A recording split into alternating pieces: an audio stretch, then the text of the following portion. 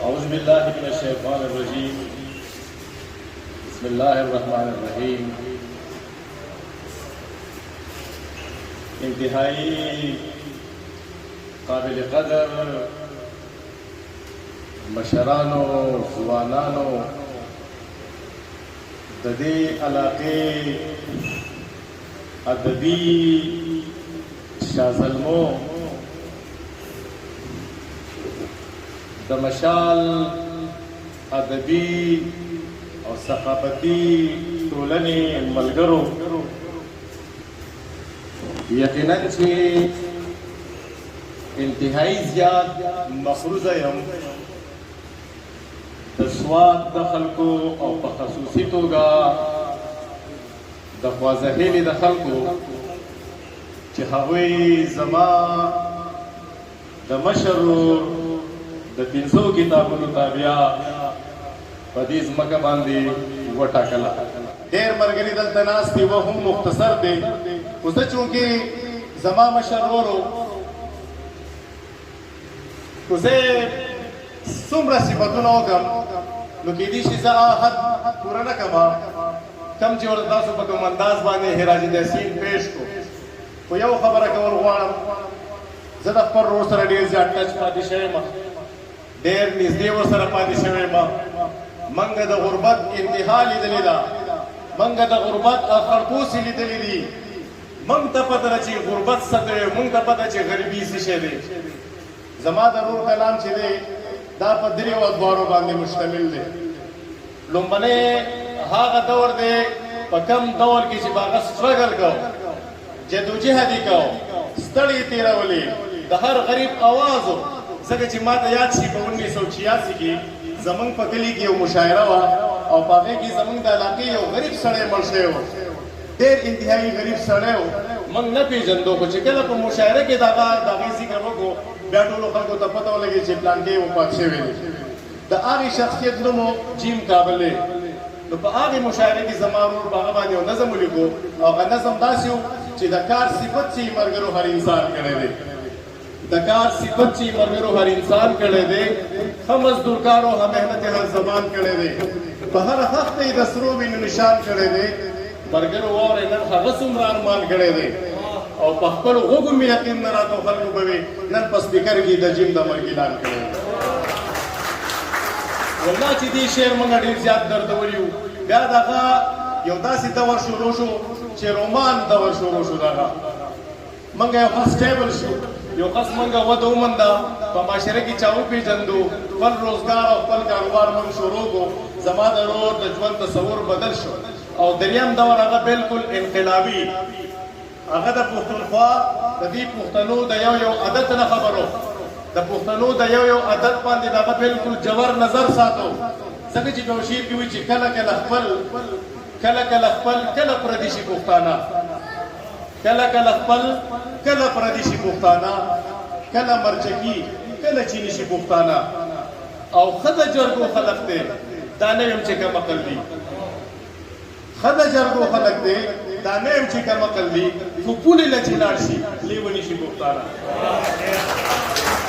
ښه د جرګو خلک دی،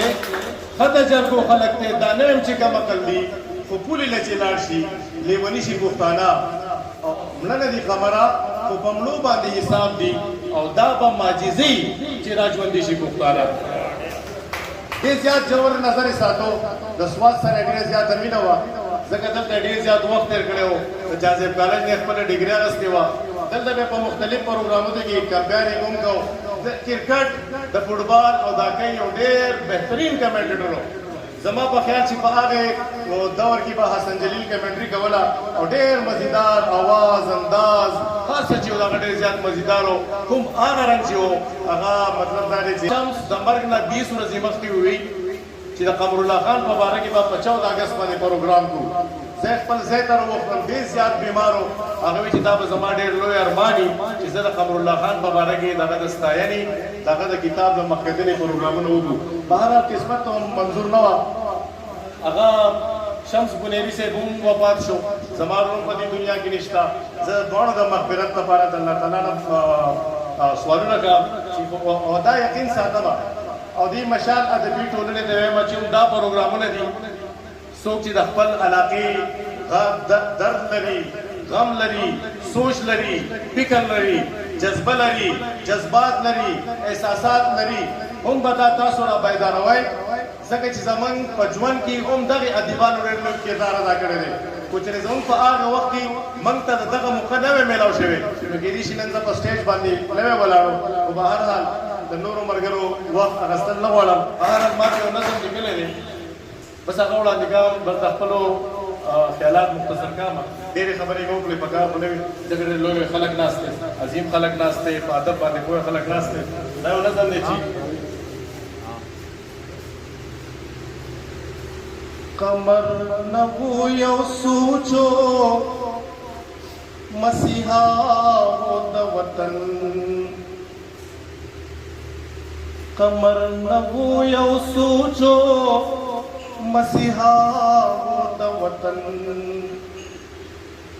خبر نوم پس سوچ پا لگیا ہو دا وطن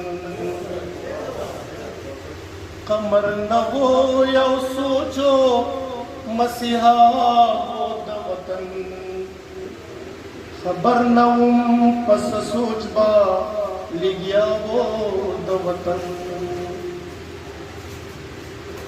پدی پیکا پیکا پدی تیارا تیارا ماحول کی پدی پیکا پیکا پدی تیارا تیارا ماحول کی یو شمع بلیدا یو ارنا ہو دا وطن یو شمع بلیدا یو ارنا ہو دا وطن خبر نوم پس سوچ با لگیا ہو دا وطن دجون ہر لمحے دیو من دی تڑنمو دجون ہر لمحے دیو من دی تڑنمو یو چغا یو شورو یو ادا ہو دا وطن خبر نوم پس سوچ با لگیا ہو دا وطن نفرت نوم یو ٹکے دہگا پجون کی نو نفرت نوم یو ٹکے دہگا پجون کی نو بس مینا مینا مینا او وفا ہو دا وطن برنوم لگیا ہو دا وطن دخپلی معاشری دخوار غریب پولس آوازو دخپلی معاشری دخوار غریب پولس آوازو یو غاگ یو جذبوا یو سا ہو دا وطن خبر نوم بس سوچ با لگیا ہو دا وطن تمر نبو یو سوچو مسیحا ہو دا وطن خبر نوم بس سوچ با لگیا ہو دا وطن زو باخر کی دا محترم ڈاکٹر بدر الحکیم سے محترم خیر الحکیم حکیم زئی سے سراج الدین سراج سے آصف خوشحال سے روزی خان بابا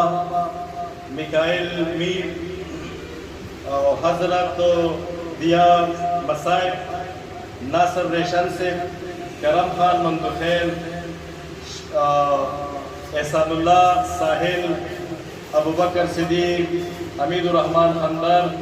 اور سمر ناس مرگری چری دیو ځل بیا مننه کوم او ان شاء الله العزیز د دې تسلی ورکوم چې زمونږ نه زنا زما قام نه زما راتلونکي نسل به د سواد د خلکو همیشه دپاره مقروضي او زه به حتی الامکان دا کوشش کوم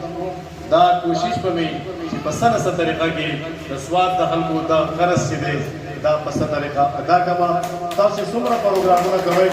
ان شاء الله العزیز هر لیول باندې به زموږ خدمات بالکل تاسو ته پیش شي یو ځل بیا د ټولو ملګرو مننه او ستاسو نه اجازه ته د الله تعالی په امان ډېره زیاته مننه